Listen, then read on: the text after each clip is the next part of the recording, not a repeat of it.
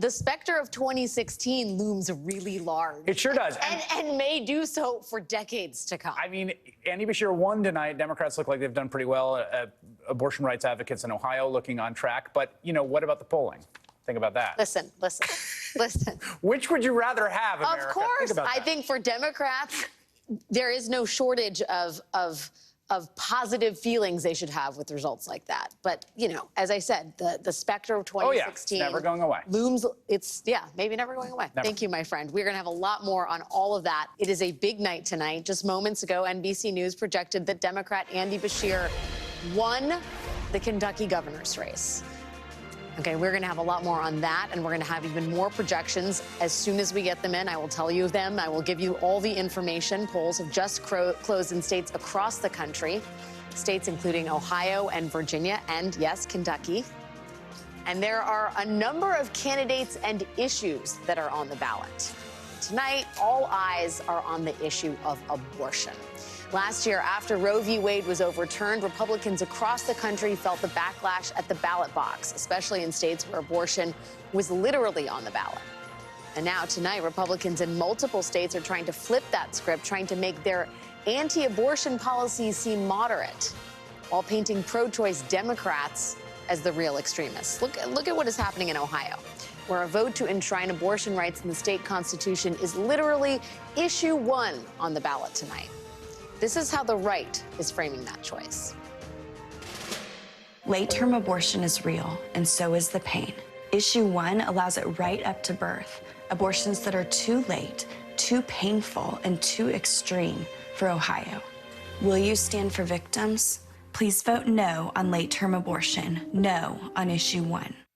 For more on Issue 1 and what is happening in the state of Ohio, the great Steve Kornacki is at the big board, MSNBC's national political correspondent. Steve, what can you tell us, my friend? Hot off the presses, our decision desk has just made a call in Ohio on Issue 1, and we project that it will pass. Yes, on Issue 1 will pass, putting the right to abortion in the state constitution in Ohio, with the provision that restrictions can be applied after the point of fetal viability, about 22, 24 weeks. But you can see right now we've got more than a third of the vote in here in Ohio on this. It is leading. Yes is leading by about 17 points right now. And as I was just showing folks on Chris's show a few minutes ago, what's happening now is counties are reporting out, are getting close to or hitting 100% of their vote. And what we're seeing is there was this test vote this summer where opponents of this put language on the ballot that said you'd raise the threshold to 60% for a constitutional amendment. It was an attempt to defeat this. That went down to defeat this summer, and we're seeing in every county that's completing, we're seeing results that are basically a mirror image of this summer. The folks who were against raising the threshold this summer are voting for this tonight in basically equal numbers in the completed county. So that this summer, that proposal to raise the threshold lost 57-43. This thing is right now on track to land right in that territory. So that is the NBC News projection that this is going to carry. And you can see, based on the completed counties that we've had so far, it could be by a pretty healthy margin. Steve, there was a lot of shall we say, maybe misdirection from the part of Republicans in the state who changed some of the language in this amendment on the actual ballot. The language that will be enshrined in the state's constitution was not what voters actually voted on tonight. I believe they voted on different language that referred to the fetus as an unborn child. There was all the sort of back and forth about the earlier ballot issue 1 in August, the ballot issue 1 now in November.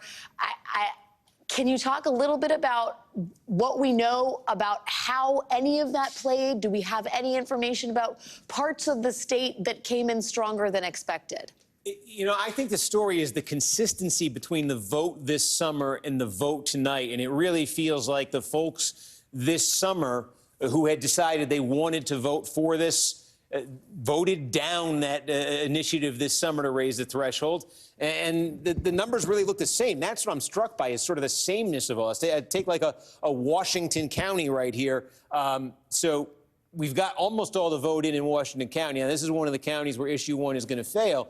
But supporters of issue 1 are sitting at 40.5% in this county with just about all the vote in. This summer, Supporters of issue 1, you presumably voted no this summer because they didn't want to raise the threshold. Well, no in this same county this summer got 42.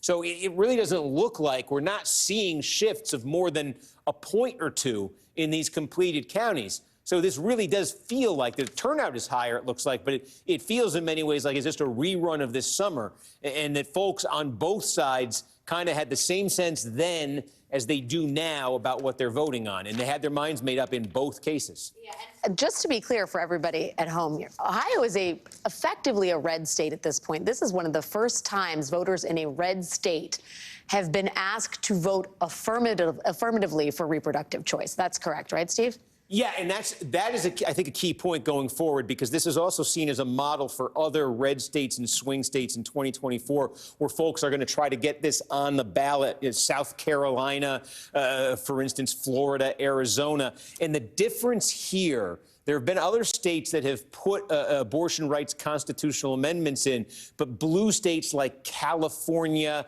New York, Vermont, Maryland, California and Vermont are the two that have done it. New York and Maryland are trying. They simply, in California and Vermont, said it's in the state constitution, right to an abortion, and they felt no pressure, no need to nod to any kind of restriction on that. The folks here in Ohio did feel that pressure, and that's why they also inserted that language that says restrictions can be placed basically after the 22nd, 24th week, somewhere in there, the point of fetal viability. And that's the additional language that I think you're going to see exported to those red states and to those swing states when folks try to do this ballot measure next year. Again, like in a place like South Carolina, in a place like Arizona, in a place like Florida, I think you're going to see language allowing for restrictions at the point of fetal viability. It was a test tonight in a red state like Ohio if giving that kind of provision for a restriction along with the constitutionally mandated right to abortion, if that combination would be politically successful. It clearly is in Ohio, and I think that then creates the roadmap for other states for supporters of this next year. Yeah, we're going to see a lot of playbook development this evening. I want to just get into some of the specifics here on issue 1. It was being positioned by the right as a vote on late-term abortion. And to be clear, issue 1 does not allow abortions up until birth on a whim. What it does do is allow for abortions until around the 23rd week of pregnancy, and then after that, it allows for the health of the mother to be taken into account. Issue 1 ensures that if a doctor believes that an abortion is necessary to save the life or the health of the mother, even late in the pregnancy, that the doctor could legally perform an abortion. Now, there is a lot of discussion tonight about what might happen if issue 1 failed, because the Republican majority on Ohio's Supreme Court could have reinstated a temporarily frozen 6-week abortion ban that has no exceptions for rape or incest. We do not think that will supersede what has happened tonight. So we have a lot to discuss about what this means for voters in Ohio and, of course, what it means as an active issue for Democrats and Republicans in 2024. I want to bring in now Representative Shontel Brown from Ohio, who can talk to us a little bit more about what's going on in her state and what it portends for the rest of the country. Representative Brown, thanks for joining me tonight. Let me first get your reaction to what's gone down in your state. It looks like voters are voting yes on enshrining the right of reproductive choice in the state's constitution. Yes, well, thank you for having me, and I would be remiss if I did not thank the voters and the volunteers who worked tirelessly to make sure that people understood what issue 1 was all about, the importance of voting yes on issue 1. As you stated, this ends the extreme abortion ban that had no exceptions for rape or incest. It also gives doctors the freedom and flexibility to give miscarriage care for emergency care for miscarriages and access to contraceptives like birth control pills. So I could not be more proud and excited about the results that have come in, and I want to thank again the voters and the volunteers who worked to make this possible. I do want to ask you about the sort of attempts by Republicans to make sure this didn't pass. There was this sort of chicanery between ballot issue 1 that happened in August, where supporters of abortion rights were encouraged to vote no. And then there was another ballot issue 1, of course, tonight, where supporters of reproductive freedom were encouraged to vote yes. There was the purging of, I believe, 26,000 voters in late September from the voter registration rolls, which is very tightly up against the voter registration deadline, which some folks were worried about would discourage people from going to the polls or prevent them from going to the polls. There was the language on the ballot itself, which framed this as a choice around late-term abortion and referred to the fetus as an unborn child. Those efforts did not seem to have deterred the voters of Ohio from making this a constitutional right for the state. What did you make of them as they were unfolding? Well, I think people heard the message loud and clear. Messaging still matters. Issues are important, and they made their voices known that the power still belongs to the people.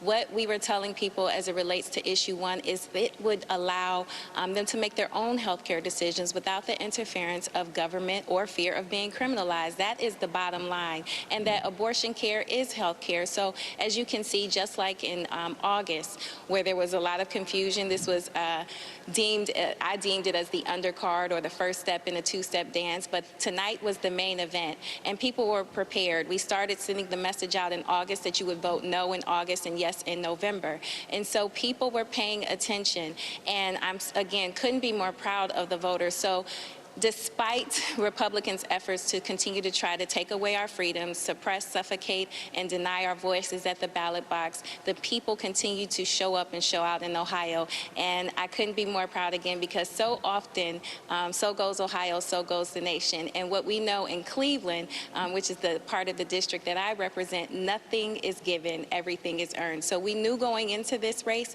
that it was going to be a difficult fight, but we worked incredibly hard and and we were able to deliver incredible results tonight. What's your message to national Democrats who may be feeling a bit on their heels with this recent polling that came out in the New York Times earlier this week about President Biden's chances in 2024 and his numbers vis-a-vis a head-to-head matchup with Donald Trump in 2024? I mean, what advice do you give worried Democrats at this hour? Well, there's another saying in politics, there's only two ways to run, and that's unopposed or scared, and those numbers were actually very frightening. So listen, again, we know that this is not going to be an easy fight. We are ready to roll up our sleeves and work hard, but I would remind the voters that polling is just a snapshot in time, and the polls don't vote. And as we know, when it comes to polling, specifically with President Joe Biden, they've never proven to be favorable for him, but he's always shown when people count him out that they don't know how to count. Democratic Congresswoman Shontel Brown, thank you for making the time. Congratulations on the win tonight. Thanks. I mentioned before we got to those Ohio results that Republicans in the state were trying to paint Democrats as the radical ones on the issue of abortion. We are seeing a similar strategy play out tonight in the state of Virginia. Joining me now is Congresswoman Jennifer McClellan from Virginia. She is a Democrat. Congresswoman, thank you for being here. For people who haven't been following what's been going on in your state, Governor Youngkin has tried to paint Republicans as the moderate, sensible ones for embracing a 15-week abortion ban, and Democrats as the extremists who want abortion on demand until the end of pregnancy. Looking at what happened in Ohio, how do you think the governor's efforts are going to fare this evening? I don't think they're going to fare well. First of all, the voters of Virginia want our abortion laws to remain as they are now or be even less restrictive. Over two-thirds, actually over three-fourths of Virginia voters, that's what they want. They understand that the decision about when and whether to have an abortion should be between pregnant people and their providers, not Glenn Youngkin, not politicians in Richmond or in any other capital, and they're coming out and voting accordingly. We have seen high turnout in these off-year elections, and that's because people know their rights are on the ballot, their rights are on the line, and we worked really hard to make Virginia a safe haven for abortion access. It's the only state in the South without a ban, and Virginians are coming out today to show that's how we're going to keep it, and they're not buying what Glenn Youngkin is selling. Yeah, can you talk a little bit more about the fact that Virginia is the last bastion of hope for people needing reproductive choice in the South, and the degree to which that resonated with folks inside Virginia who to some degree are sort of more insulated than folks in other parts of the Deep South? They're concerned for, if you will, their regional, the regional citizens who do not have the same freedoms that they do. Absolutely. Back in 2020, I worked to carry a bill that got rid of medically unnecessary restrictions to abortion that were legal under Roe. And Virginians wanted that. They celebrated that. And when Roe fell, they understood that all of that progress could be undone, and they did not want it to be undone, and they were angry. And I heard all over Virginia, and I traveled all over Virginia this year in campaigning for over 50 candidates at over 82 events, and people were upset that they were the first generation of their families to lose a constitutional right. And that in Virginia, knowing that if Governor Youngkin gets a trifecta, he would ban abortion, and nowhere between New Mexico and the Atlantic Ocean would you be able to get an abortion if you and your provider felt that that was the right thing to do in your case? And Virginia voters don't want that. Jennifer, in terms of Governor Youngkin, he has been seen as at the vanguard of some of the Republican policies that have become sort of national strategies. He was one of the first people to seize on this idea of CRT and tried to weaponize it for further social division and political gain. He's a leader in road testing this notion that Republicans are for a moderate abortion limit. They are not calling the 15-week ban a ban. They're calling it a limit. They are trying to suggest, as I said before, that Democrats are the extreme ones. They are not litigating the issue of choice even, but saying reasonable people favor limits. Can I ask you, given his success on CRT, is your expectation that no matter what happens in Virginia tonight, Youngkin's kind of laboratory testing on abortion could be something we see replicated by Republicans across the country who understand their party is at odds with the American public on a very important issue that drives voters to the polls?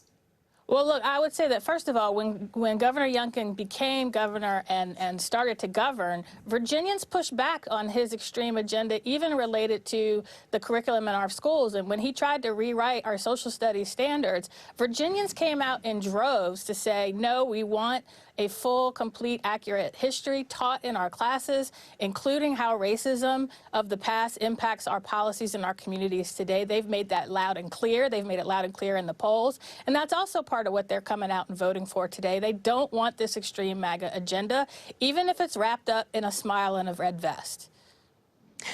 Virginia Congresswoman Jennifer McClellan, thank you for your time tonight. Really appreciate it. Thank you. Coming up, we will continue to bring you all these live election results as they come in, plus what it all means for the expected 2024 matchup between Joe Biden and Donald Trump. There's a whole lot on tap this evening. Stay with us.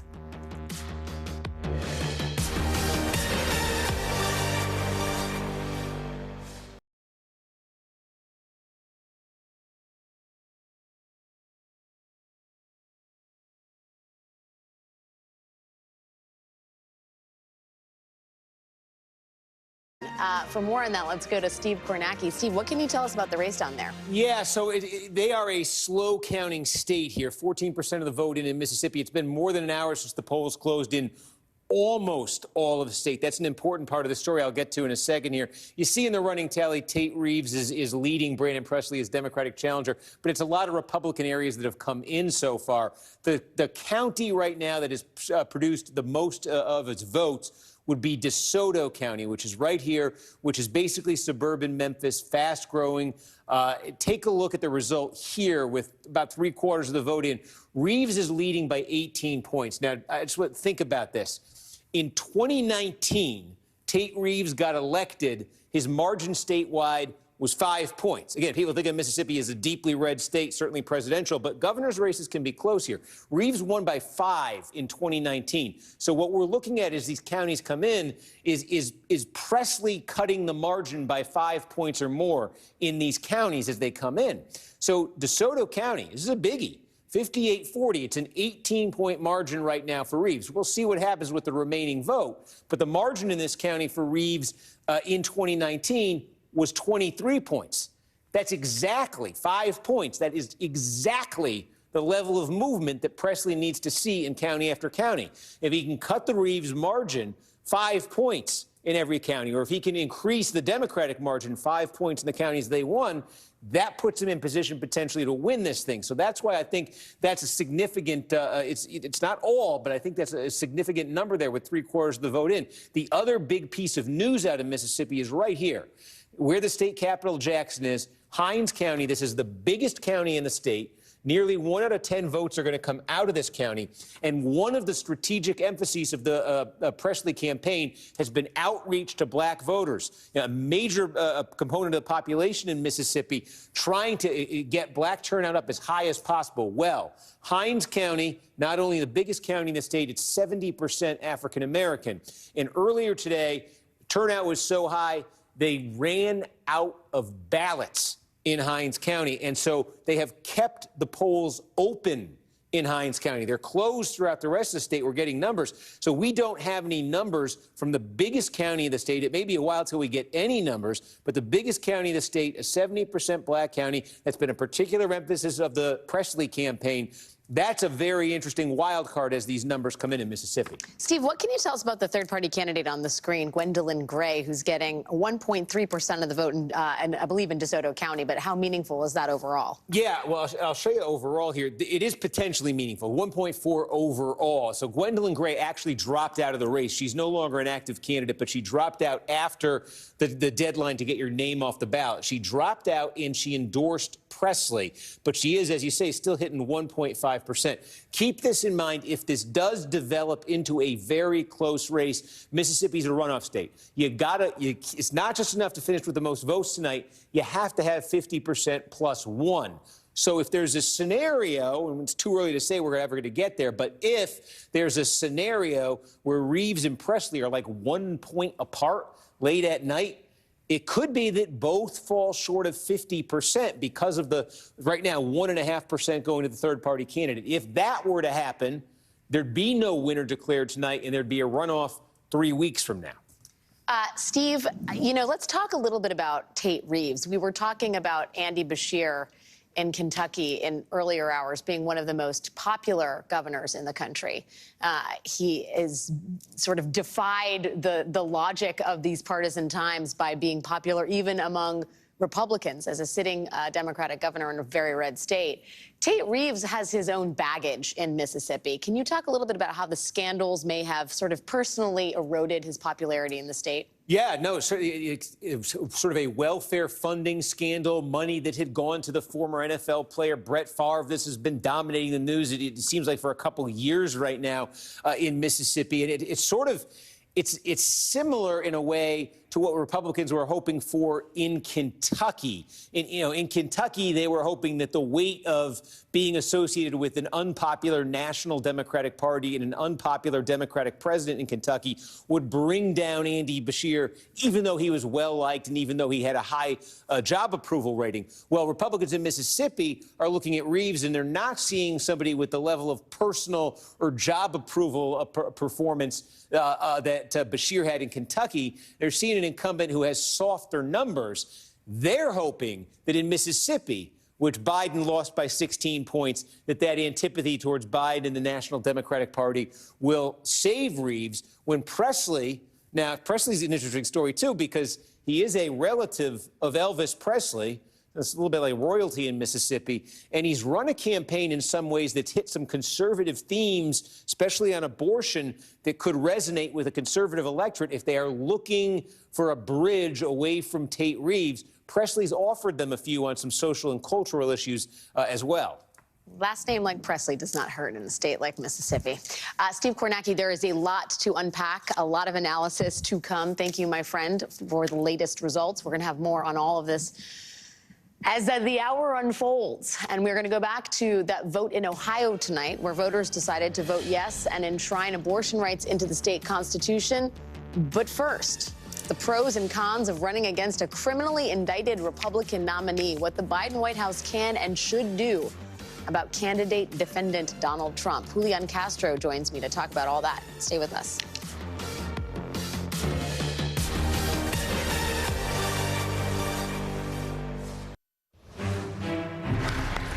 Kentucky's Democratic Governor Andy Beshear is speaking at his victory event in Louisville right now. Let's listen in. We get to the good times, and we get to them together. And wow, are we getting to them. Kentucky is on a historic win streak. The 2 best years of economic development in the history of the Commonwealth of Kentucky.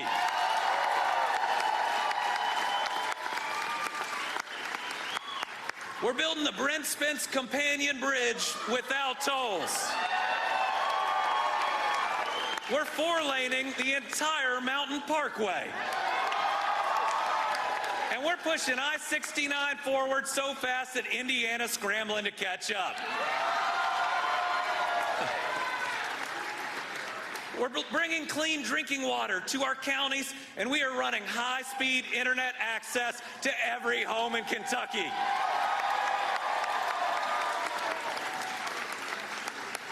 We're building the two biggest battery plants on planet Earth and the cleanest, greenest recycled paper mill in this country.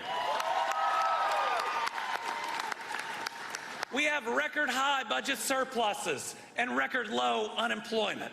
We've created almost 50,000 new jobs, $27.8 billion in new private sector investments. So tonight, I stand here excited and optimistic about what we're going to do these next 4 years together.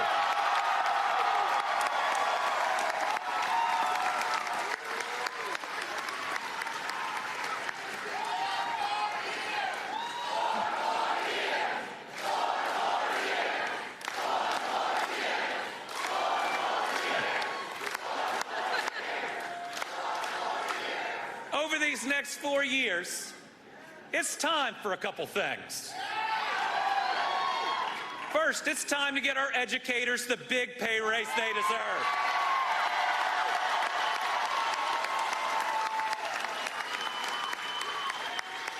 It's time for universal pre-K for every Kentucky child. We're going to keep attracting new jobs and new industries, building our workforce, building the Kentucky we have always dreamed of. And it's amazing that we're here because we have been through a lot together. Devastating tornadoes in the west, historic flooding in the east. And after each, I made a promise that I would help rebuild every home and every life. And thanks to the people of Kentucky, and thanks to this election, we're going to see that promise through. You are listening to Kentucky Democratic Governor Andy Beshear, who in recent weeks was expected to have a somewhat tight battle against Daniel Cameron, the state AG. But with 87% of the vote in, the incumbent governor, Democrat, has a healthy 6-point lead. I want to bring in former housing secretary and 2020 presidential candidate Julian Castro. Mr. Secretary, just listening to the incumbent Democratic governor of Kentucky, who has a healthy lead and the race has been called for him, taking a victory lap there, saying that this is not about the right or the left. This is about rejecting Team R or Team D. You have to run not against someone, but show vision and not sow division. Anger politics is over. Granted, this is the state of Kentucky that Donald Trump won by, I believe, 20 points. And a Democrat who survived to be a two-term governor here. Remarkable story for these times. But how are you looking at the events of this evening? Well, I mean, there's no other way to interpret this tonight than to say it's a great night for Democrats. It's also, Alex, as you know, this is a really soothing, warm shot of Kentucky bourbon to ease all of that anxiety that national Democrats have been feeling for the last couple of days since that New York Times poll came out and other recent polling, this nervousness about the 2024 cycle. All of the caveats still apply. We're still a year away from 2024. These were state elections. There wasn't a single congressional representative, senator, or of course, President Biden wasn't on the ballot. But this does, I think, give Democrats some important lessons. And Governor Beshear alluded to one right there. Look, you have to be for something and you have to go on offense. He did that. He did that on the issue of protecting the right to choose. He did that in pushing back against these culture war issues and specifically the attack on trans kids. We saw how powerful the issue of reproductive freedom was in Ohio tonight and also in Virginia. It looks like Democrats have at least retained the state Senate there, and they're going to be able to block young Governor Youngkin from draconian abortion legislation. So there are some lessons here, and Democrats should learn them. It also, I think, means for Joe Biden that this is kind of a roadmap going forward. It's clear that the campaign needs to make some adjustments and needs to address a weakness that not only the poll the other day, but many polls over the last year have shown with some core Democratic constituencies. This is a good, I think, little reset and starting off point for that. Do you think the Biden team needs to draw more of a direct contrast with Trump? I mean, we know just from reporting on spending, I believe that the Biden campaign and the DNC spent roughly $7 million on positive TV ads this year, along with less than $100,000 on contrast ads that name Trump. The wisdom was that the Republican primary season would do enough damage to Trump that people like Ron DeSantis or Nikki Haley or Tim Scott would go after Trump effectively enough that Biden wouldn't have to. That, of course, has not turned out to be the case at all. Do you think it's now incumbent upon the sitting president to more specifically call out Donald Trump and his 91 felony counts? Yeah, this is going to sound like a contradiction from what I just said a second ago. But yes, look, you have to be for something. And Joe Biden's campaign, I think, has laid out all of the different great accomplishments that he has under his belt. But the best thing that Joe Biden has going for him in 2024 was the best thing I think he had going for him in 2020. That's how terrible Donald Trump is when you put his record in front of the American people. And that record has only gotten worse with 91 criminal indictments, 4 different trials that may be going on by the time that we have the election in November 2024. And he may even be convicted, in which case all bets are off. So absolutely, the Biden campaign needs to spend more resources, more focus and attention on reminding people how bad, how uniquely terrible a president Donald Trump was. And the thing is that right now, yeah, Trump is on TV, you know, on the networks because of his testimony at the trials and so forth, but he's not on every day. He's not reminding people by being in office of how bad a president he was. And I think that he's benefiting from that. Those primary opponents of his are too scared to point out his failures and his weaknesses. And so it's going to fall upon the Biden campaign to start with that earlier than they wanted to. But if they don't, they risk Trump getting a free ride all the way until next summer or fall. And I think that would be a mistake. Do you think, to that end, Trump's relative, and I put the word relative in italics, silence in terms of xenophobic, racist commentary, and instead focus on election interference and the criminal future that awaits him in 2024 in terms of trials. Do you think that is why Trump has been seemingly able to make inroads with voters of color? I know the Biden campaign has looked at the numbers in the latest polling about Biden support among, for example, Latinos, and is very, very worried that there may be some significant realignment here in the way that the parties, where the parties draw their base of support. Yeah, I mean, I think you saw a preview of this in the 2020 election. After 2016, I mean, I think if you ask people, well, what was the defining issue for Trump in that campaign against Hillary Clinton, it was immigration. And I noticed that, of course, he was still as bad on immigration as he had been before, but he shut up about it a little bit more. He wasn't as strident. He didn't put that issue out there in the same way in 2020. And he did better numbers, a little bit better with Latinos. And what the Biden campaign needs to do is to remind those voters, those core constituencies, what he stands for, what Biden stands for, and then how bad Trump has been. Donald Trump is going to do everything he can to try and hoodwink voters, including Latino voters in places like Florida and South Texas, and I'm sure parts of Arizona and Nevada, to make them think that, yeah, you know, I will be better than my reputation. But I think that enough people are going to be able to see through that if they're reminded of the track record of the words and the actions of Trump in the past.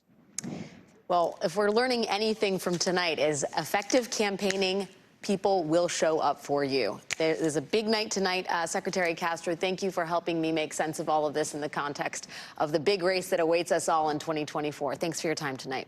You guys. Coming up, Ohioans voted to protect abortion rights today, despite Republican attempts to make the process a very confusing ordeal indeed. We're going to discuss right after the break. Stay with us.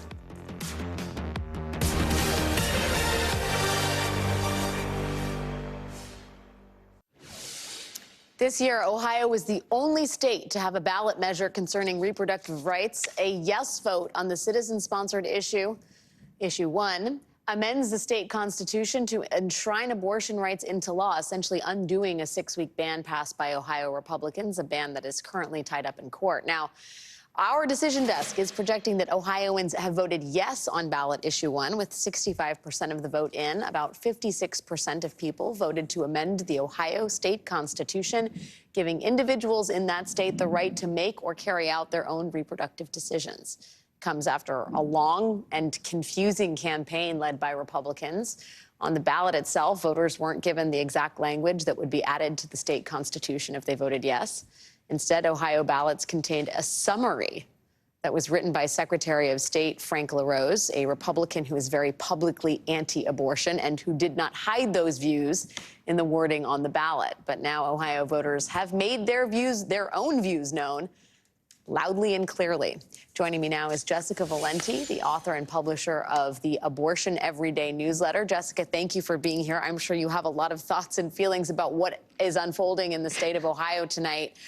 There were so many Republican attempts to misdirect voters, offer disinformation, make this a referendum on late-term abortion and parental consent.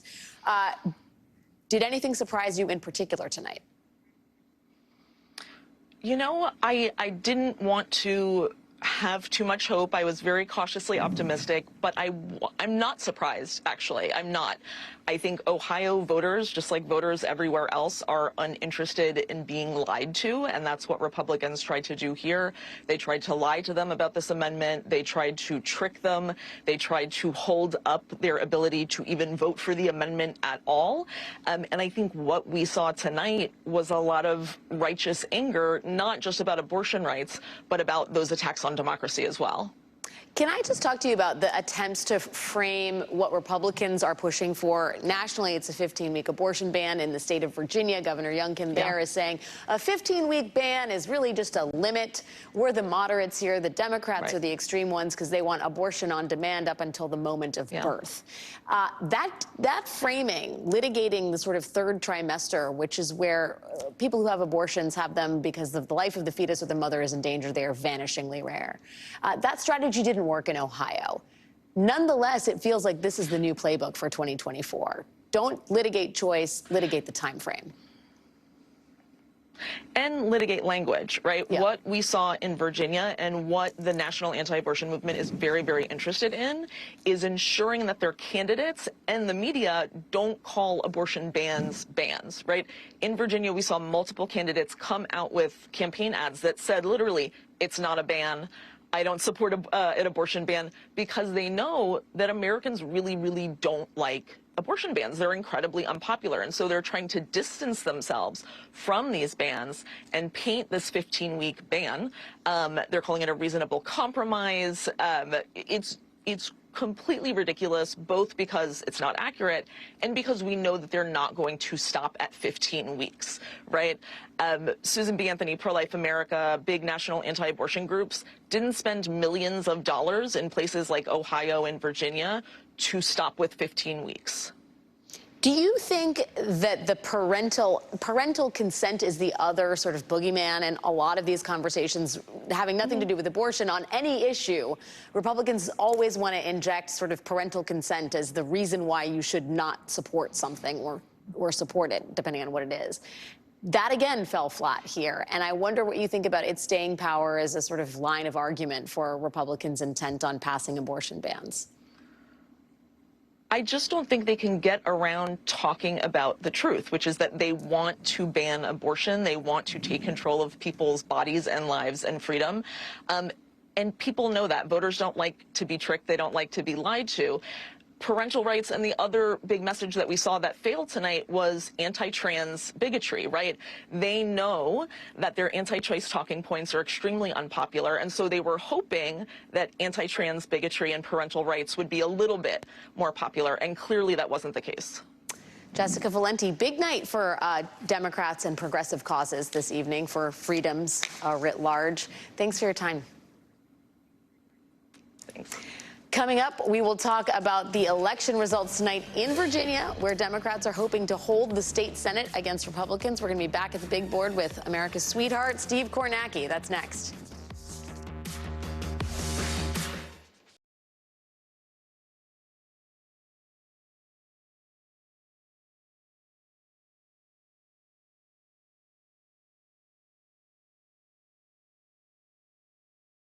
Houses are up for grabs. Joining me once again is the great Steve Kornacki. Steve, I know it's relatively early here, but what can you tell us about what's happening in the great state of Virginia? Yeah, let's take you through here, and it's going to take a second to load. We got a running tally of the seats as they are called in both chambers. So as a reminder, this is the Senate you're looking at. Coming into tonight, Democrats had control of the Virginia State Senate 22-18. Currently, we have 17 seats that are called for the Democrats, and we have 14 seats that are called for the Republicans.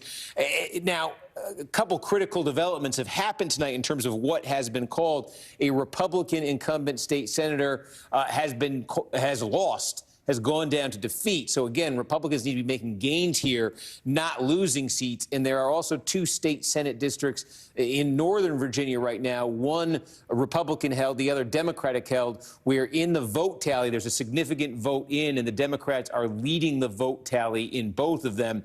There's still more, to be counted, and we're not exactly sure where in those districts the outstanding vote is, but there are some encouraging signs there for Democrats and some troubling signs, I think, for Republicans in terms of what has been counted so far on the state Senate side. Again, the goal here for Glenn Youngkin, the Republican governor, was to flip the state Senate and then to hang on to the House of Delegates. Republicans came in tonight with a 52-48 advantage for the House of Delegates. What we are counting right now, what's been counted so far and declared, is 42 for the Democrats and 32 for the Republicans. Again, this includes a seat that Republicans held that they have lost. And you look at it here, and there's a number of seats as well where Democrats, again, it's the turnout, the returns are not full. There's still wiggle room in them, but Democrats lead in a number of seats that they would need to flip this chamber. We'll see if that holds as they come in. What we were looking for, I think, in Virginia coming into tonight, there's a whole bunch of districts that had voted for Joe Biden in the presidential election and then had voted for Glenn Youngkin in the governor's election. And I think what you're seeing is a lot of these Republican candidates, they're outperforming Trump, certainly. They're not all reaching Youngkin levels in these districts. All right. I know Governor Youngkin's going to be paying particular attention to all of this, given his involvement in the race thus far. Steve Kornacki, thank you as always, my friend. Always good to have you here on big election nights. That is our show for this evening. Now it's time for the last word with my friend Lawrence O'Donnell. Good evening, Lawrence. Good evening, Alex. Don't let Steve Kornacki go anywhere. I'm not. Okay. We can't. The walls would fall down on a night like this if we did not have Steve and his khakis here to buttress our efforts. We're going to need him. Thanks, Alex. We all do. Have a good show. This hour tonight is that Kentucky's Democratic Governor Andy Beshear has been reelected, and Ohio voters have voted to guarantee abortion rights in that state since the Supreme Court overturned Roe versus Wade last year. Voters in 7 states, including Republican states like Kansas, Kentucky, and Montana, voted to protect abortion rights.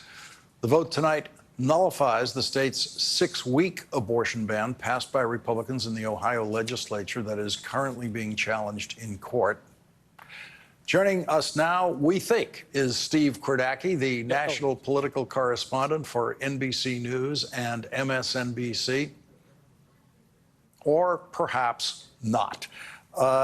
The control room thought we had Steve Kornacki, and we thought he was going to be wandering into this studio, but he may be stuck between studios somewhere on this floor. We're going to find him. We're going to get him back.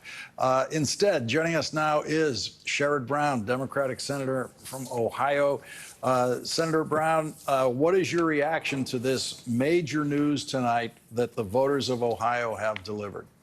Well, not surprised and thrilled, of course, Lawrence. I sorry to do this. I'm going to hijack your show just for a moment to do a shout out to the Victory Party in Columbus. They have Lawrence O'Donnell on the screen, hundreds of volunteers, including my wife, Connie Schultz, volunteers who have been in the vineyards fighting for years for women's health and women's rights, and a whole bunch of new volunteers. And fundamentally, they're all saying that women should make that choice. Women and their doctors should make the choice on what they want to do with their health care, not a bunch of politicians in Columbus. And loudly and clearly, they spoke in Ohio, and that's good. It's good news in Ohio, but you point out it's good news across the country, because we see one case after another where voters say women and doctors should make these decisions, not a bunch of politicians in their state capital.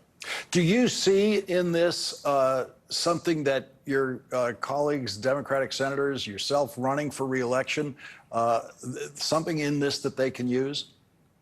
Well, I think it's clear only whose side are you on. In my race next year, I've had obviously a long record of fighting for women's health issues and reproductive choice and freedom. And my opponents, all three Republicans in the primary next spring, all of them are called for a national abortion ban. And, you know, politics, it's not really left or right. It's which side are you on. That's why I ask people to come to SherrodBrown.com. And it's volunteers, because we're going to win this race next year based on my record of fighting against special interests, but also based on the fact that so many activists in Ohio were discouraged. We won a big victory in August to stop the rigging of this elections system, the way that Frank LaRose and the Secretary of State and the others tried to rig it. And we saw these activists today with this win energized, and they know they can change the world and change the country and change my state. And that's the news to celebrate more than any other. Senator, how do you do it? How is it that you seem to be the only Democrat who can win statewide in Ohio? Well, I think we're going to see more win. But in the end, and we've talked about this, I think, after the August special, Lawrence, that voters want somebody that's going to fight for them. And in my case, it's taking on, you know what happened in East Palestine when the train derailment, taking on the railroads, taking on the drug companies. We brought the price of insulin down to $35 a month, brought no senior will pay out of pocket more than $2,000 for drugs, taking on Wall Street. Taking on oil interests, fighting trade agreements that ship jobs overseas. Voters in Ohio know I'm on their side. And, you know, left or right, they don't think a whole lot about who's fighting for them. They do think a lot about. And that's why in the next 12 months, people say, how are you going to run your campaign? Well, essentially, I'm going to do my job and continue making those fights for women's health, for consumer issues, taking on Wall Street and the drug companies and the big banks. Going back to the issue of the night in Ohio, abortion rights. Sometimes voters, when they go out there and they cast a vote like that, they think they're done. They think they've taken care of the issue in Ohio. But of course, a Republican Senate and a Republican House of Representatives could pass a federal ban on abortion that would apply to and override what Ohio voters did tonight.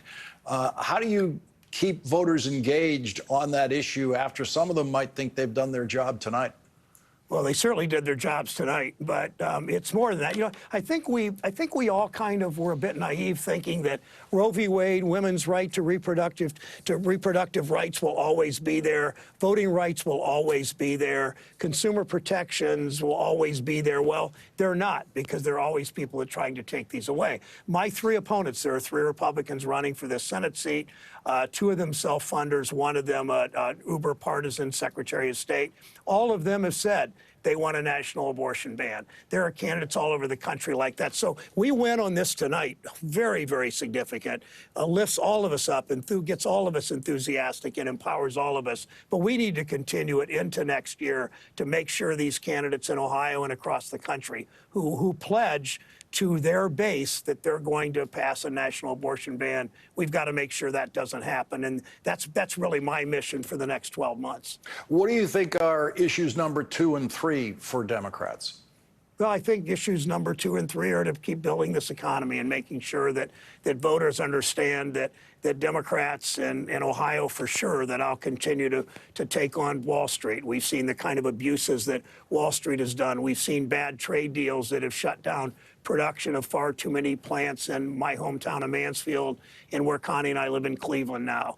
We've seen Wall Street continue to try to take advantage of veterans. We did a hearing last week where these Veterans are preyed upon, and they're protected by the Consumer Bureau. We've got to continue to come down on the side of regular people who serve this country. Regular people just want to get through the daily mess of life and do okay in their lives, and too often they're preyed upon by all kinds of interest groups that don't really much care about them. And my job is to fight for people who too often are overlooked and ignored by our political system, by our businesses, by our government. What's your message for your fellow Democratic senators when you get back into that Senate luncheon room with the group? Well, my message today, I talked to the group about the importance of standing strong on trade to make sure that whether it's Buy America or whether it's trade agreements that protect American workers. I've seen the damage it's done. I see the industrial policy we now have to bring back more manufacturing. I've seen it start to happen in Ohio, everything from expanding broadband in rural Ohio to protecting consumers on the other end of the state in Toledo. That will continue to be my message.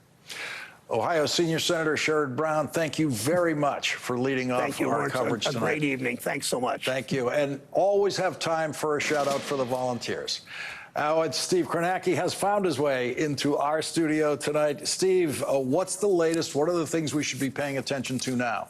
Yeah, I mean, the biggest outstanding piece of business right now is there's a Virginia state legislature we were going through a few minutes ago where Glenn Youngkin and the Republicans are trying to get control of both chambers. They have the state House of Delegates right now. They're trying to add to that the state Senate. They've taken a couple of blows on the state Senate side that make that look very difficult for them. And they've taken a few on the House side, too, that make holding on to that very questionable for them. Let's take a look, though, here at Mississippi, the governor's race in Mississippi. Now, you see about half the vote is in, and the Republican incumbent Tate Reeves has a 14-point advantage now. But I think that could be a little deceptive. This is certainly going to tighten. The question is, how much is this going to tighten? One thing to keep in mind is that when Reeves got elected initially 4 years ago, margin was only 5 points. So the basic question tonight in any given county is Presley running by margin 5 points better than the Democrat ran 4 years ago? When he's doing that in a county, that puts him potentially on track to win, or to, there's also a runoff possibility here, but he needs to basically improve by about 5 points in any given county. Let's take a look at a couple that we've got a lot of the vote in from. DeSoto County, which is right outside Memphis, Tennessee. This is a big, fast-growing county. Nearly 80% of the vote is in. Tate Reeves is leading this county by 18 points. 4 years ago, Tate Reeves won this by 23 points. So Presley has shaved 5 points right now off of Reeves' advantage. We'll see what happens with the remaining vote, but that's what he needs to do. If he lost, Democrat lost it by 23 4 years ago, Presley needs to get it to 18 or less. Well, right now he has it at 18. So that's the kind of movement he needs to see. Now, I say this is definitely going to get closer, and the question becomes how much closer.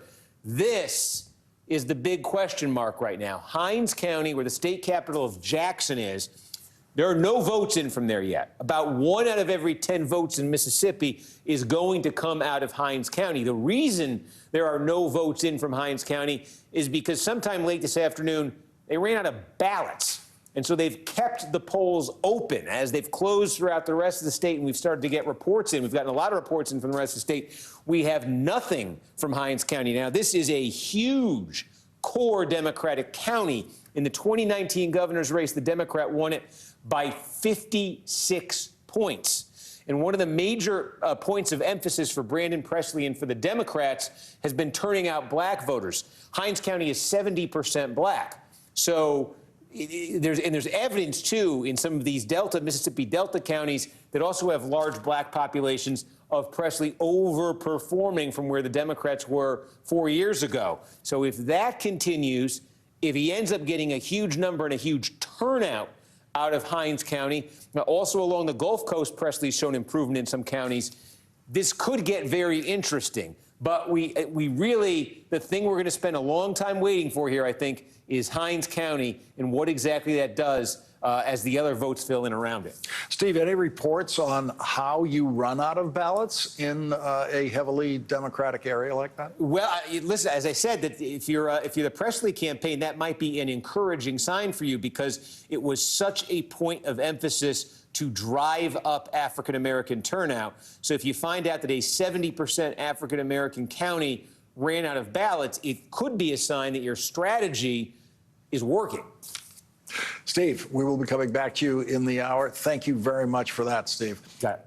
And another critical race for Democrats to retain control of the Senate next year is the heavily Republican state of Montana. Incumbent Democratic Senator Jon Tester is running for re-election in a state that Donald Trump won by 16 points in the last presidential election. Today, Senator Tester launched his first television ad of the campaign. 3 generations of my family have farmed this land outside of Big Sandy. I know the Montana that's worth protecting because I've lived it every day, where we look out for each other, where our word is our bond. But like so much of our state, Big Sandy is changing. Things are too expensive. Some families are being forced to sell their farms they've had for generations. We're losing access to our public lands. Hell, even some of our favorite bars are closing. Folks back in Washington, and even some folks moving here, don't understand or frankly don't care what's happening out here. I'm defending our way of life with everything I've got. Joining our coverage now is Montana's senior senator, Democrat Jon Tester, running for re-election to the U.S. Senate. Senator, thank you very much for being here tonight. Do you take any encouragement for your campaign out of what you're seeing in Ohio tonight? Absolutely. I mean, I think it applies to Montana. I think Montanans don't want the federal government telling them what to do, and certainly women's health care decisions fall squarely into that. And so, absolutely, I think it is very, very informative. And in a state like Montana that tends to be pretty libertarian, the vote in Ohio, I think, applies very directly. And we've got folks in Montana who want to take away women's right to choose. They want to take away a woman's right to make their own health care decisions. The governor, the Republican state legislature, even after Montanans have voted to keep it in the hands of the women, they've tried to undermine that every step of the way. So absolutely, I think that Montana is going to reflect closely what happened in Ohio tonight. We also see in Kentucky a Democrat winning the governorship, winning re-election to the governorship in another strongly Republican state. That's a model for the way you run your re-election campaigns. Look, Andy Beshear is a good man who's got a great record, and he ran on that record, and he won, and he should have won because he served the state of Kentucky very, very well. I think the same thing can apply to me. We've got a great record. I'm one of the most effective senators in the U.S. Senate. We've done good things across the board, whether it's for veterans, agriculture, small business, working families. It really is very broad-based. We just got to let folks know about that. And we also got to let them know where I come from and who I am. And that's exactly what that ad did. And for the folks out there that are watching, JonTester.com ain't a bad place to come and get involved in this campaign. What is the contrast going to be between you and a Republican in this election next year? Well, I don't know who the Republican opponent's going to be. Honestly, McConnell's got his person, the person who's in the Eastern District of Montana in Congress is potentially going to run. It really doesn't matter. It's going to be about who can best serve Montana back in Washington, D.C., who knows rural America, who knows Montana, who's fought for Montana, and who's got things done for Montana. And I think when people take a look at my record and compare it to the other folks, the other records will pale in comparison. What are what you would call the top 3 issues in your campaign in Montana? Look, agriculture is always going to be a big issue because agriculture is the #1 industry in our state.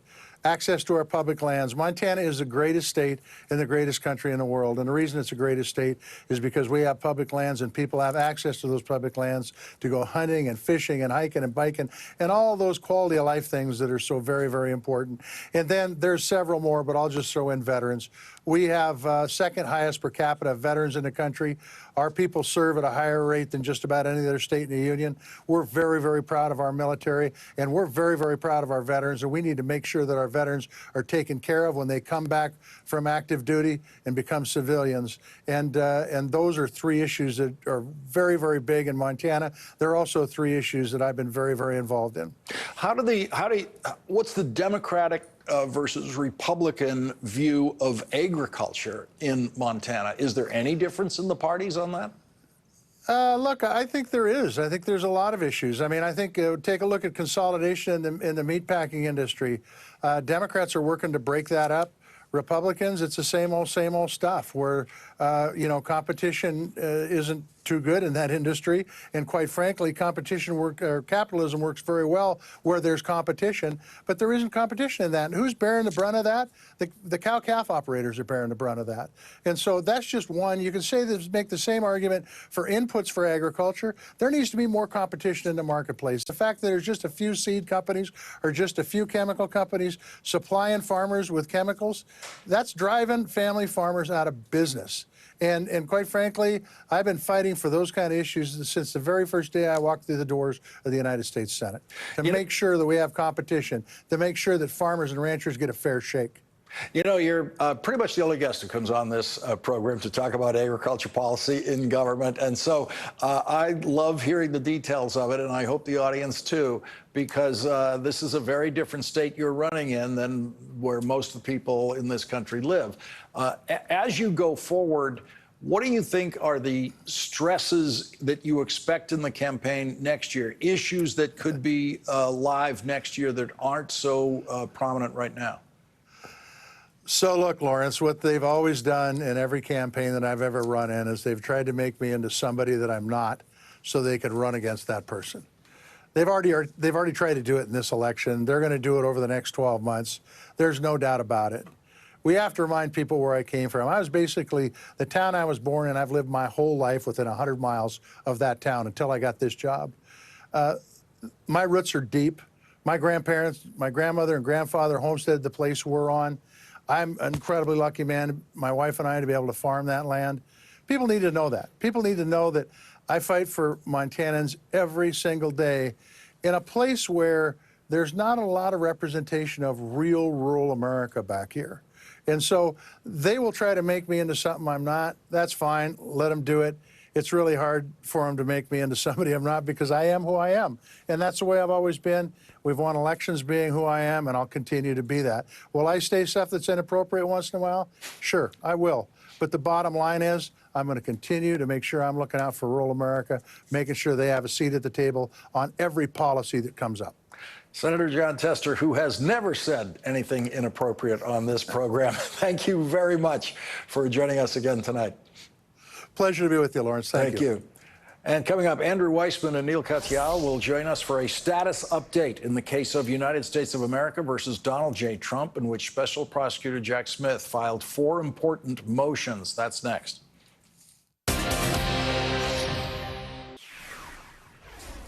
Yesterday, Special Prosecutor Jack Smith filed 4 motions in the same case, United States of America versus Donald J. Trump, in Washington, D.C., where Donald Trump stands accused of federal crimes leading up to and on January 6th. Jack Smith's motions oppose Donald Trump's multiple requests for dismissal of the case. One of Jack Smith's motions opposes the Trump lawyers' demand that what they call inflammatory references to the violence of January 6th be removed from the criminal indictment of Donald Trump. And in another motion, Jack Smith urged Judge Tanya Chutkan to prioritize her pretrial rulings in a way that could expedite any immediate appeals the Trump lawyers might file in response to those rulings. Joining our discussion now to consider what all this means to the status of the case are Neil Katyal, former acting U.S. Solicitor General and host of the podcast Courtside with Neil Katyal. Also with us, Andrew Weissman, former FBI General Counsel and former Chief of the Criminal Division in the Eastern District of New York. He is the co-host of the MSNBC podcast, Prosecuting Donald Trump. They are both MSNBC legal analysts. Andrew, first to you on this batch of filings yesterday, the issues of dismissal, multiple motions for dismissal by Donald Trump, each of them dealt with separately and in detail by Jack Smith yesterday. What do you make of the exchange on dismissal? Well, I think the most important thing for viewers to understand is the merits of the various motions are strongly on Jack Smith's side. But there are two motions where there's a concern that at least I have with respect to timing. And that, I think Jack Smith did something very smart. He called those two motions out. One has to do with presidential immunity. The other has to do with double jeopardy, which, just to be clear, the double jeopardy motion is it's beyond a loser. I mean, it's really frivolous. But the reason those two motions are called out by Jack Smith is those are motions where Donald Trump could appeal those as soon as Judge Chutkan decides it. He will say that he has a right to, and he likely does have a right to appeal it to the circuit court, and he will seek a stay of the trial until that decision is made. And so what Jack Smith said to Judge Chutkan is, decide those first. You have a whole slew of motions in front of you, but decide those first, because the only thing that could derail the March 4th date is a stay in those cases. Now, again, I'm confident that Neil has the same view, because he's such a good lawyer, that the merits of the case are not that concerning. But the issue is whether the circuit, or more likely, if the Supreme Court were to start monkeying with this, they would stay the trial date. So essentially, this is Jack Smith saying, please put your foot on the gas. We need to do this quickly. Neil Katyal, you are our appeals process expert. Give us your timetable on the assumption that Judge Chutkan does prioritize the way Jack Smith is hoping she would, which, by the way, she might have chosen to do on her own anyway without any suggestion by Jack Smith. Give us the timetable for how an appeals like that could work. So, Lawrence, I mean, I agree with Andrew on the big picture here. I mean, the Trump team with these four motions didn't just like throw the spaghetti at the wall. They threw the penne, the orecchiette, the farfalle, every argument you could come up with. They threw against the wall to see what would stick. And Jack Smith, I think, in these filings really meticulously answered them all. So the question that Andrew is pointing to is the right one, which is, what's the point of these motions? They're really going nowhere. But can they go somewhere in Donald Trump's ultimate strategy, which is to delay the trial past the election? Normally, you can't bring an appeal of issues while a trial is going on. You got to wait until the end. But double jeopardy is the one that the Supreme Court has said you do have a right to an immediate appeal. And there's never been a concept of presidential immunity. I mean, it is totally made up by Donald Trump and his lawyers. But maybe there's an argument that that has an immediate appeal right as well. So what would that timing look like? I expect Judge Chutkan to throw out these motions in fairly quick order. She's going to want to be meticulous, as she is, in writing the opinions. So I could imagine a couple of weeks for these opinions to come down and rule against Donald Trump, and they will rule against Donald Trump. And, you know, I almost never would say this, but I will tell you, I am quite confident that the D.C. Circuit, the Court of Appeals, where Trump would go next, would expedite the case and have fast briefing, fast oral argument, and would reject these motions by the end of January, if not before. So, you know, I think that these are really flimsy motions. The longest one that Trump has filed says that he has the right as president to do anything, commit felonies, I suppose murder, you know, embezzlement, launching coups, whatever. This cannot be the law. And the D.C. Circuit's not going to go for it. Trump will then try and take it to the United States Supreme Court, where I expect it will go nowhere, just like his 62 losses in 2020 went nowhere. And Andrew, we saw a very fast appeals process on the Florida documents case and Judge Cannon's rulings, and that was by a circuit court that was dominated by Republicans. Yeah, no, I mean, there's no question that the circuit courts can move quickly, and this obviously is an extraordinary case. But I think, as Neil's pointing to this, it's that it's not so much the D.C. circuit, it's whether there will be enough votes for a stay on one of these motions. Now, the double jeopardy motion is beyond a loser. The claim there is that Donald Trump says, I was tried for insurrection in the Senate in an impeachment, and I can't be tried now here. And the problem with that is that, one, that's not a criminal case, so double jeopardy doesn't apply. But even if it did apply, the rule of double jeopardy is you can't be tried twice for the same crime. Well, he's not charged with insurrection, so it's not the same crime. So it is really hard to imagine he would get a stay on that because it's so frivolous. Presidential immunity, well, I agree with Neil. It is a loser. It is one that at least the Supreme Court hasn't addressed yet. Now, there's a good reason they haven't addressed it yet, because not even President Nixon said that it would apply here. There's only a sense of civil immunity, not criminal immunity. And there's just one amusing part of the government's brief here when they say this would be the outcome. The outcome they point to among the hypotheticals is a president selling nuclear secrets to a foreign adversary. That comes in a long list of things that Donald Trump would be allowed to do if his argument prevailed. And it was quite pointed, given, obviously, the documents case in Florida.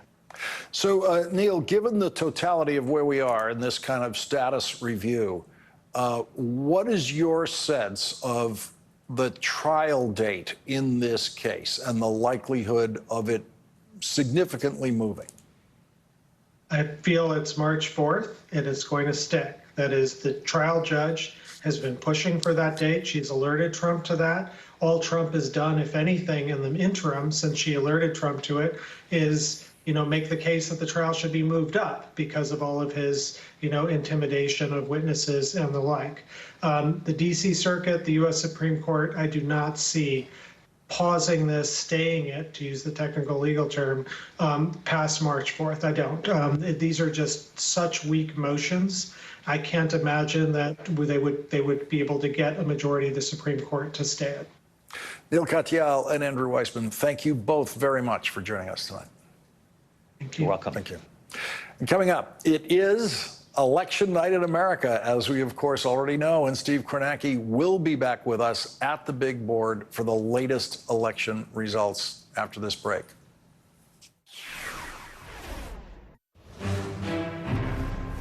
We have breaking news from Washington at this hour, where the House of Representatives has just voted to censure Democratic Representative Rashida Tlaib for her criticism of Israel after the Hamas attack on October 7th. The vote count for censure was 234 to 188. 22 Democrats voted in support of that censure. And now let's go back to Steve Kornacki on election night at the big board. Steve, what is the latest? Yeah, the two sort of live races we're following here. One is the battle for control of the Virginia state legislature. Let's start with that. On the state Senate side, again, coming into tonight, Democrats led and controlled the chamber 22 to 18. Now the Associated Press has called 20 seats for Democrats. Now they need 21 to have the outright majority and control of the chamber, because a 20-20 tie, the Republican lieutenant governor would break the tie for the Republicans. So the Democrats are really on the cusp of maintaining control here with 4 seats uncalled of the state Senate.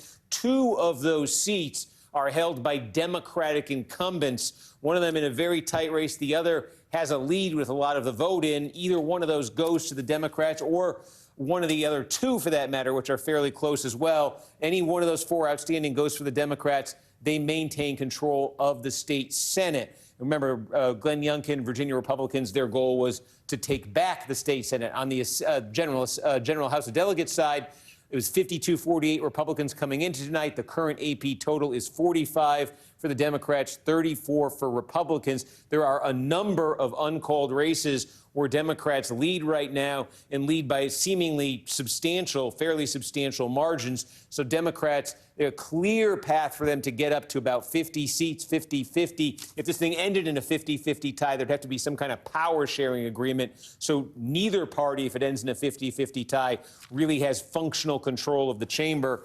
And there's certainly a path for Democrats to break 50 and actually get control of this chamber as well. Again, that's the Associated Press call at a call of the races at this hour. The other race we've been tracking, where it's still very much a work in progress, is Mississippi. You can see now just over 60% of the vote in that governor's race. Tate Reeves' advantage over Democrat Brandon Presley, 12 points. We continue. I say we continue. We are now getting votes in from Hines County, the very delayed poll closing in Hines County. Again, this is the biggest county in the state. This is a county that the Democrats won by 56 points in the last governor's election. Presley right now in the early voting that's come out here, a 73% advantage in this county. So the release of that vote from Hines and more to come is certainly going to bring Presley closer statewide.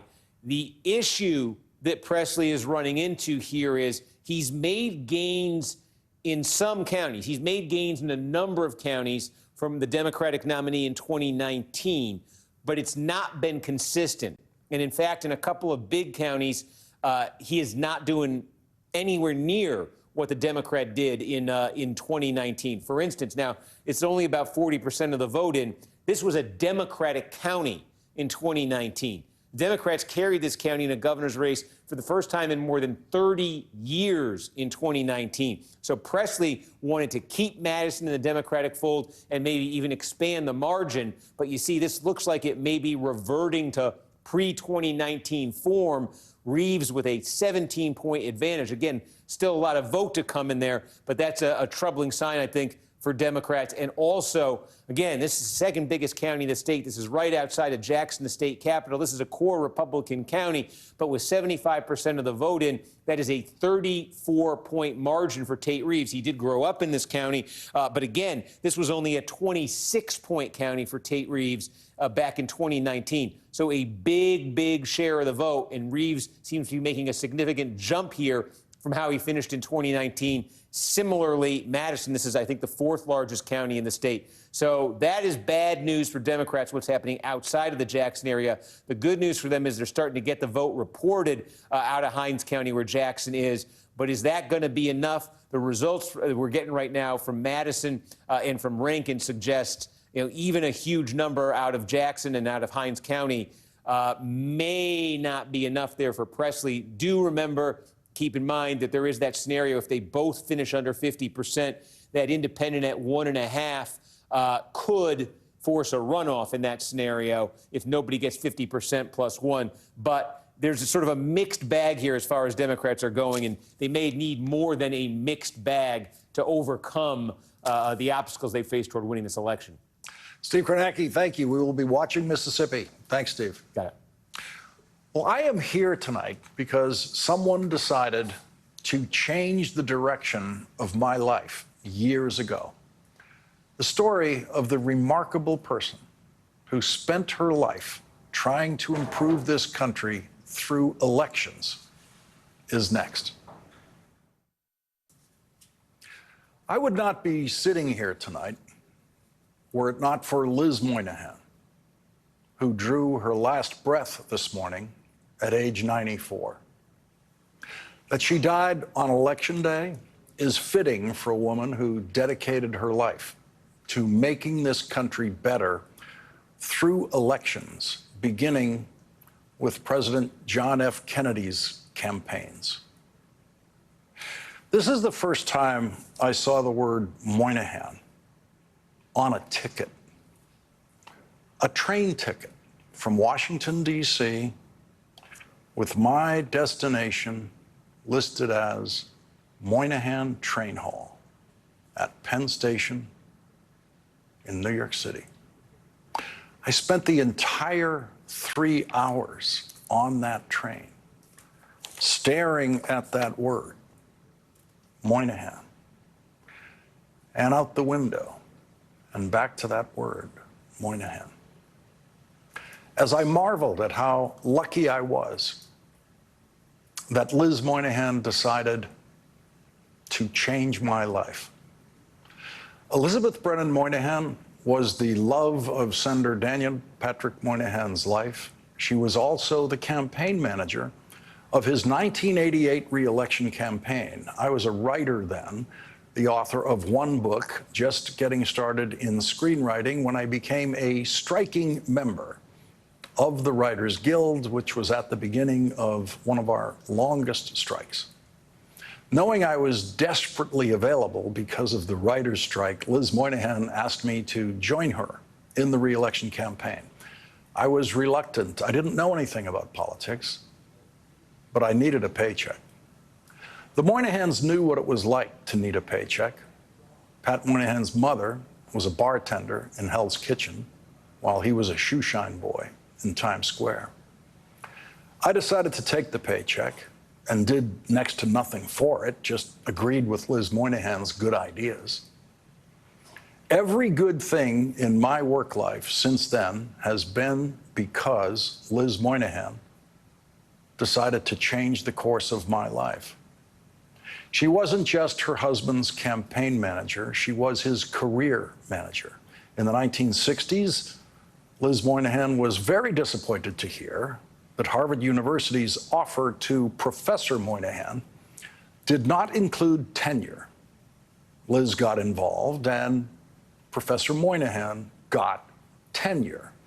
From his position as a tenured Harvard professor, Pat Moynihan went back and forth to government as ambassador to India, ambassador to the United Nations. He served in 4 consecutive administrations of both parties, beginning with President John F. Kennedy. When President Kennedy was assassinated, at the White House that day, reporter Mary McGrory said through tears, "We'll never laugh again." To which Pat Moynihan, through his tears, replied, "Oh, we'll laugh again, but we'll never be young again." He was 36 years old. Liz was 34. They left Washington after that, thinking they might never come back. When I see that word, Moynihan, on a train ticket, and when I see the name on the Daniel Patrick Moynihan Federal Courthouse in Manhattan, I wonder, would anything be named for Pat were it not for Liz? How could he have become Ambassador Moynihan, Senator Moynihan, without Liz? When Pat was chairman of the Senate Finance Committee and I was the chief of staff of the committee with a heavy legislative agenda, the 3 of us had dinner a few nights a week, and Liz was always in the thick of our strategy sessions. Liz could get very angry with Pat when he seemed to be drifting from her advice. He never got angry with her.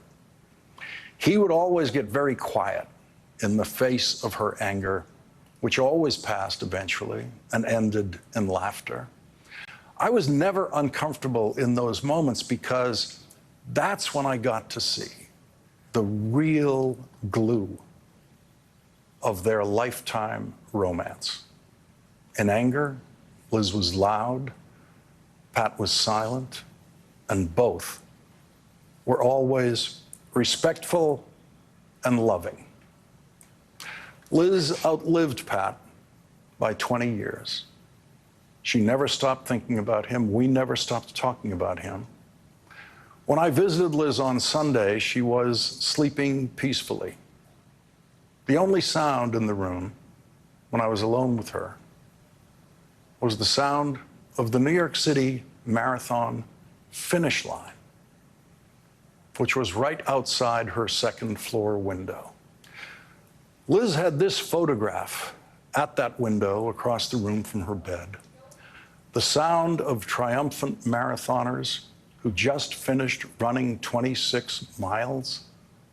The sound of people at their physical peak coming through the window of a deathbed. Elizabeth Brennan Moynihan's marathon was over too. Like the runners on the street on the other side of that photograph, Liz was in the loving embrace of family and friends. She was at the finish line.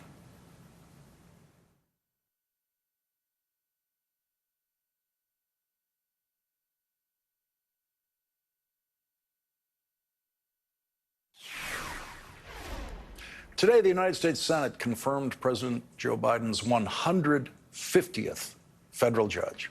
The Senate voted to confirm District Court judges Kenley Kaya Cato in California and Julia Kobik in Massachusetts. President Biden released this statement about judicial confirmation, saying, "We have more work to do, and I am committed to filling every judicial vacancy with appointees whose credentials, ability, and impartiality are beyond question." Senate Majority Leader Chuck Schumer said this. With the confirmations today, the Senate will hit two exciting milestones: 150 total judges confirmed under President Biden and 100 female judges confirmed under President Biden. And let me put it in perspective. As of tonight, the Senate will have confirmed the 100 women to the federal bench, nearly double that of President Trump's entire first term, and more than the full first term of any recent president. These nominees are all historic taken together, and many are historic in their own right.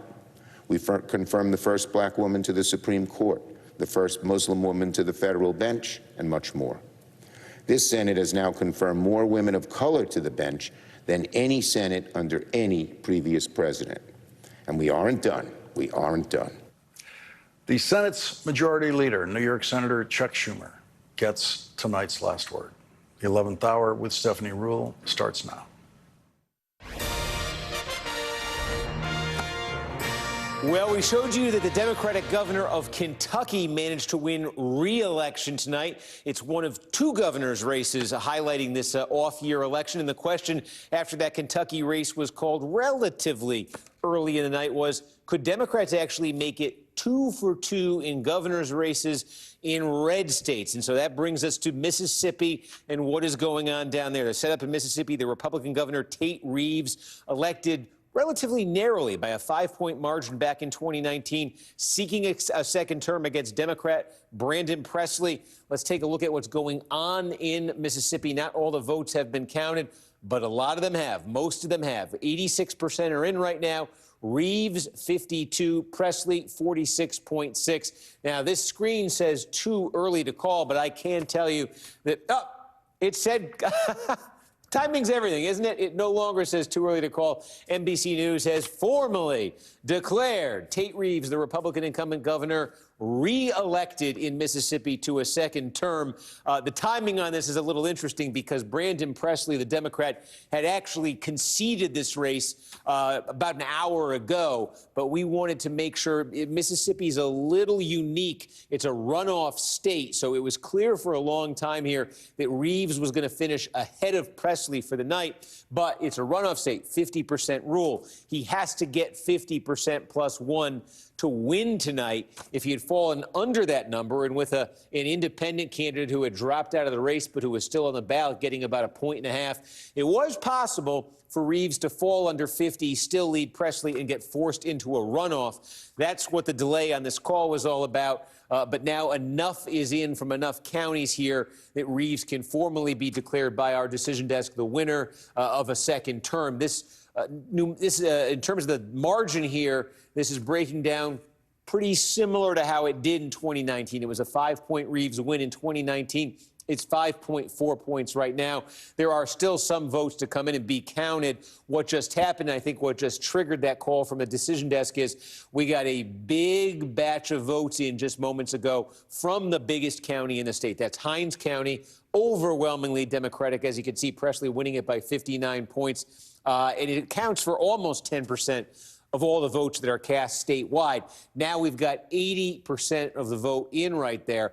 And I think what's key here is, this was the polling places were actually kept open past the state-scheduled closing time in Hines County because of issues with ballot availability today there. So the Democrats had been hoping, as the rest of the state filled in and Reeves led statewide, that they would get a big late kick out of Hines County that would maybe elevate Presley, ideally for them, into the lead, or at least would bring down Reeves enough to force that runoff. But as more and more votes have come in, and we're up to 80% in Hines County, you can see, again, a 59-point margin for Presley. He won this, Democrats, I should say, won this county in the 2019 governor's race by 56 points.